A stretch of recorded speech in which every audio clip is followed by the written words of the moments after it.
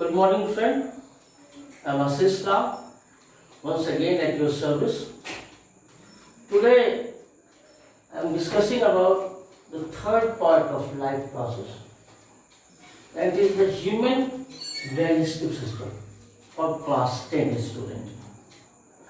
First of all, children, what is digestion? What is the real meaning of digestion? Digestion is an enzymatic hydrolysis of a macromolecule into micromolecule for further assimilation. What it means? It means, children, suppose this is a large food particle of a bread. That's why it is said to be a macromolecule. It converted into a smaller food particle in a soluble form. That's why it is said to be micromolecule with the help of enzyme and water. That's why the exact definition of digestion is that digestion is an enzymatic hydrolysis of a macromolecule into micromolecule for further assimilation. The second important thing, children, what is digestive system? If I am talking about digestive system, I am talking about three important things. Number one is the alimentary canal or gastrointestinal tract. GI tract. What is GI tract? It is a tube-like structure which arises from mouth and ended into anus. This complete structure is said to be gastrointestinal tract or the alimentary canal. The second important thing of digestive system is the digestive gland. There are certain glands which play a very specific role in digestion, like salivary gland of the mouth, liver, pancreas, etc.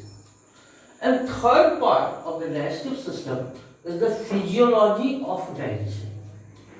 Physiology means the function of organ system. How the digestive different organs perform during digestion is said to be physiology. So physiology of digestion mainly explains how the carbohydrate, protein and fat digested.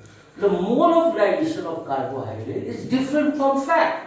It is also different from protein, children.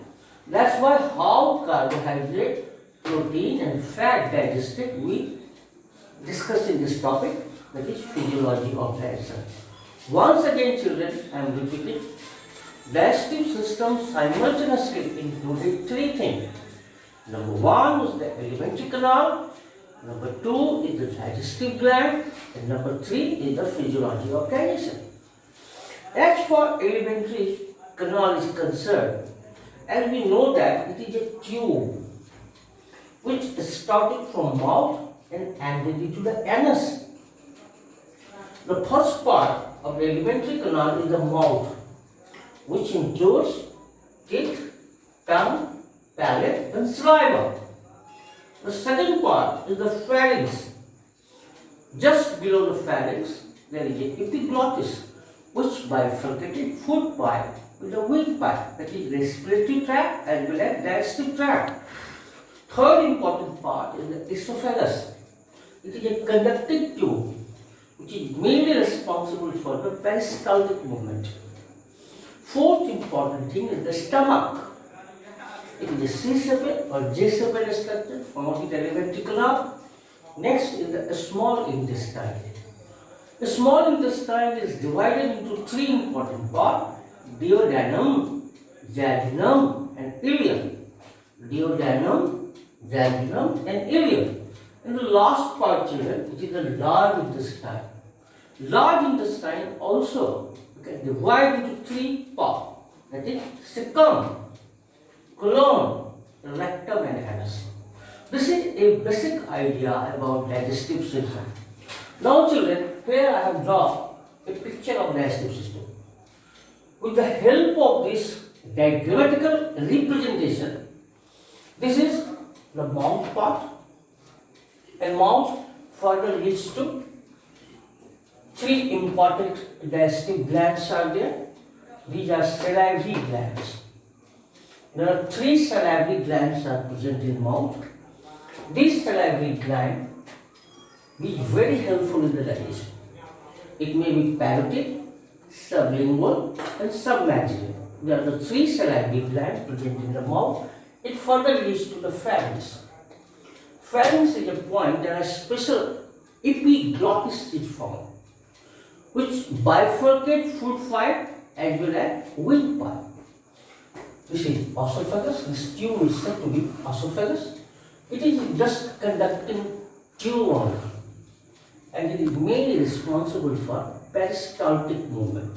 It is a spasmodic movement. It is a rhythmic movement which occurs at the wall of the esophagus so that food is moved in the forward direction.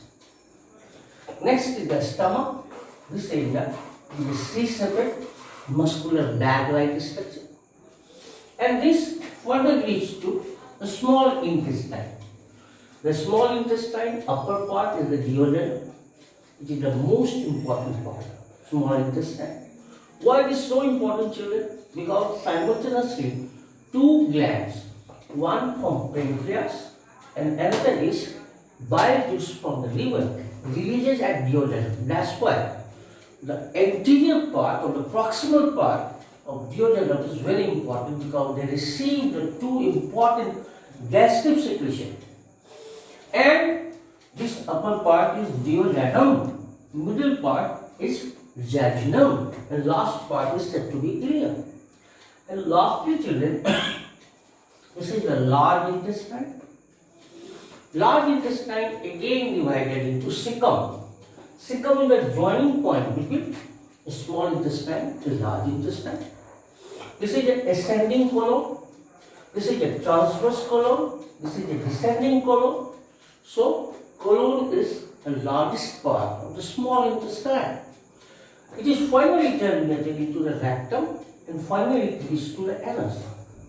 It is to be noted, children, here is a special structure is formed in the large intestine, that is vermiform appendix.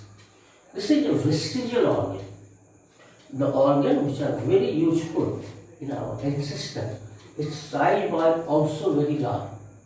But in a modern man, it is very small and do not perform any function. That's why they are said to be vestigial organ of the body. The ancient people which are living in the forest use this organ. Right now it has no use at all.